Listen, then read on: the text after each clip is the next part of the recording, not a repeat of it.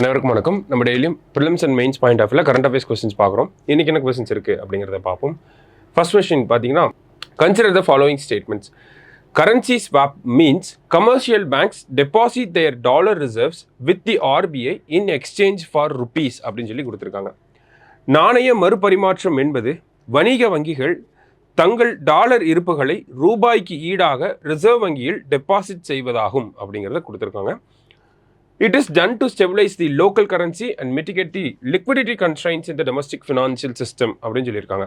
உள்ளூர் நாணயத்தை நிலைப்படுத்தவும் உள்நாட்டு நிதியமைப்பில் பணப்புழக்க கட்டுப்பாடுகளை குறைக்கவும் இது செய்யப்படுகிறது அப்படின்னு சொல்லி கொடுத்துருக்காங்க.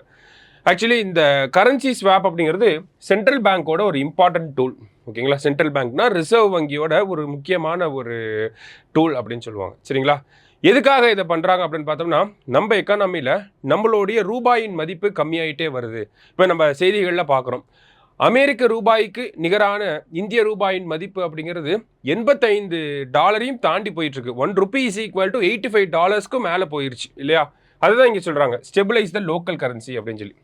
அப்போ நம்மளோட கரன்சியை ஸ்டெபிளைஸ் பண்ணுறதுக்கு, லோக்கல் கரன்சி நம்மளோட ருப்பியை ஸ்டெபிளைஸ் பண்ணுறதுக்கு இதை ஆர்பிஐ பண்ணுவாங்க, சென்ட்ரல் பேங்க் பண்ணுவாங்க. சரியா, அடுத்ததான் லிக்விடிட்டி கன்ஸ்ட்ரெயின்ஸ் இருக்குது.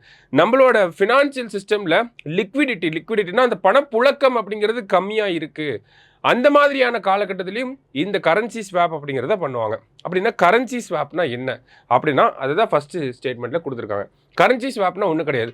கமர்ஷியல் பேங்க் இருக்காங்க இல்லையா, கமர்ஷியல் பேங்க் கையில் அவங்க கையில் டாலர் ரிசர்வ்ஸ் அப்படிங்கிறத வச்சுருப்பாங்க. டாலர் கையிருப்பு அப்படிங்கிறது இருக்கும்.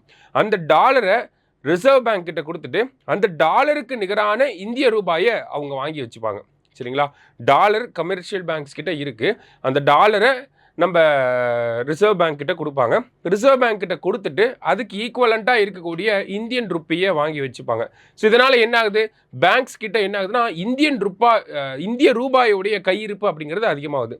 இதனால் அவங்களால என்ன பண்ண முடியும், கடன் அதிகமாக வழங்க முடியும். அப்போ கிரெடிட் அப்படிங்கிறத அவங்களால கடன்களை அதிகமாக கொடுக்க முடியும். கிரெடிட் அதிகமாக கொடுக்குறப்ப என்ன ஆகுதுன்னா, நமக்கு இன்வெஸ்ட்மெண்ட் அப்படிங்கிறது அதிகமாகுது. இன்வெஸ்ட்மெண்ட் அதிகமாகல நமக்கு எம்ப்ளாய்மெண்ட் ஜெனரேஷன் அப்படிங்கிறது அதிகமாகுது. அப்படியே ஒவ்வொன்றா நம்ம கனெக்ட் பண்ணிக்கிட்டே போகலாம். சரிங்களா, சிம்பிளாக சொல்லணும் அப்படின்னா, கரன்சி ஸ்வாப்னால நம்மளோட கமர்ஷியல் பேங்க்ஸ் கிட்ட பணப்புழக்கம் அப்படிங்கிறது அதிகமாக ஆரம்பிக்குது. சரிங்களா, ஸோ இதுதான் நமக்கு இந்த ரெண்டு ஸ்டேட்மெண்ட்டும் ரெண்டுமே கரெக்டான ஸ்டேட்மெண்ட் தான். ஆர்பிஐ கரன்சி ஸ்வாப் அப்படிங்கிறத பண்ணுறதுக்கான ஒரு வேலையை தொடங்கியிருக்காங்க. அந்த ஒரு பின்னணியில் தான் இதை பார்க்குறோம். ஸோ போத் கரெக்ட் அப்படிங்கிறதா கரெக்ட் ஆன்சர். சரியா, ஸோ இதுக்கு ஒரு கான்செப்ட்டு அதை புரிஞ்சுக்கிட்டா நமக்கு ஈஸி. சரியா, அடுத்தது, who among the following women from India has been named in the Times women of the year 2025 list அப்படின்னு சொல்லி கேட்டிருக்காங்க. டைம் இதழின் 2025ஆம் ஆண்டின் சிறந்த பெண்கள் பட்டியலில் இடம்பெற்றுள்ள இந்திய பெண் யார் அப்படின்னு பார்த்தோம்னா, டாக்டர் பூர்ணிமா தேவி பர்மன் அப்படின்னு சொல்லுவாங்க. ஓகேங்களா, டைம்ஸ் 100 அப்படிங்கிறது முக்கியமான விமன், அவங்களோட கான்ட்ரிபியூஷனை வந்து நம்ம செலிப்ரேட் பண்ணுற மாதிரி டைம்ஸ் இதழ் வந்து முக்கியமான 100 பெண்களை பற்றி வெளியிடுவாங்க. அதில் இந்த வருஷம் பார்த்தோம்னா பூர்ணிமா தேவி பர்மன் அவங்களோட கான்ட்ரிபியூஷனை நமக்கு கோட் பண்ணியிருக்காங்க. ஓகேங்களா, ஹர்கீலா அப்படிங்கிற பறவை இனம் இருக்குது. ஓகேங்களா, ஹர்கீலா அப்படின்னு சொல்லுவாங்க. ஸோ இந்த பறவை இனம் அப்படிங்கிறது பார்த்தோம்னா அஸ்ஸாமில் அழிந்து வரக்கூடிய ஒரு என்டேஞ்சர்ட் ஸ்பீசிஸ் தான் வேர்ல்டு லெவலில் பார்க்குறப்ப. ஸோ இந்த என்டேஞ்சர்ட் ஸ்பீசிஸை பாதுகாக்கவே ஹர்கீலா ஆர்மி அப்படிங்கிறத இவங்க ரன் பண்ணிட்டு இருக்காங்க. கிட்டத்தட்ட 20,000 பெண் வாலண்டியர்ஸ் வந்து இதுக்கு கீழே இருக்காங்க. சரிங்களா, இவங்க எல்லாம் என்ன பண்ணுறாங்கன்னா, இந்த ஹர்கீலா இனத்தை பாதுகாக்கிறதுக்கு தேவையான நடவடிக்கைகளை பண்ணிக்கிட்டு இருக்காங்க. இந்தியாவில் மட்டும் பண்ணுற கிடையாது, கம்போடியா மாதிரியான வெளிநாடுகள்லையுமே இவங்களுடைய இந்த பணி அப்படிங்கிறது பண்ணிக்கிட்டு தான் இருக்காங்க. ஸோ அதனால தான் இவங்களுக்கு இந்த டைம்ஸ் நாளிதழில் வந்து ஒரு ரெகக்னிஷன் அப்படிங்கிறது கிடைச்சிருக்கு.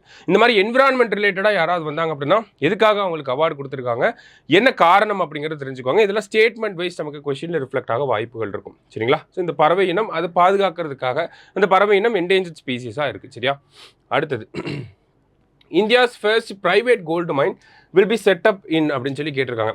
இந்தியாவின் முதல் தனியார் தங்கச்சுரங்கம் எங்கு அமைய உள்ளது அப்படின்னு சொல்லி கேட்டிருக்காங்க.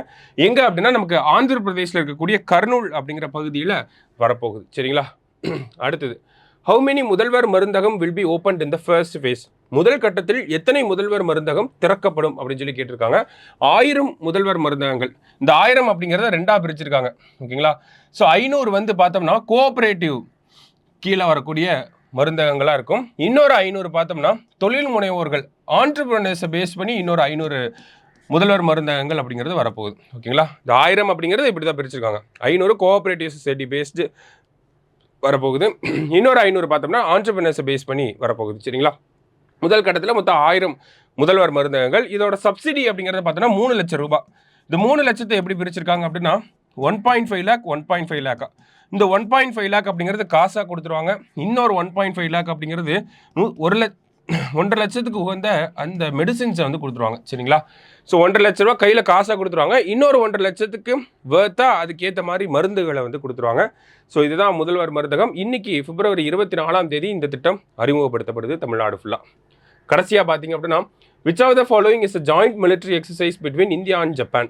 பின்வருவனவற்றில் இந்தியாவிற்கும் ஜப்பானுக்கும் இடையிலான கூட்டு ராணுவ பயிற்சி எது அப்படின்னா தர்ம கார்டியன் அப்படிங்கிறது தான். ஓகேங்களா? தர்ம கார்டியன் அப்படிங்கிறது இந்தியாவுக்கும் ஜப்பானுக்கும் இருக்கக்கூடிய எக்ஸசைஸ். ஃபுஜி அப்படிங்கிற அந்த ஜப்பானில் இருக்கக்கூடிய ஒரு பகுதியில் நடக்க போகுது. சரிங்களா? ஸோ இன்றைக்கி 5 கொஷின்ஸ் பார்த்துருக்கோம். தேங்க்யூ.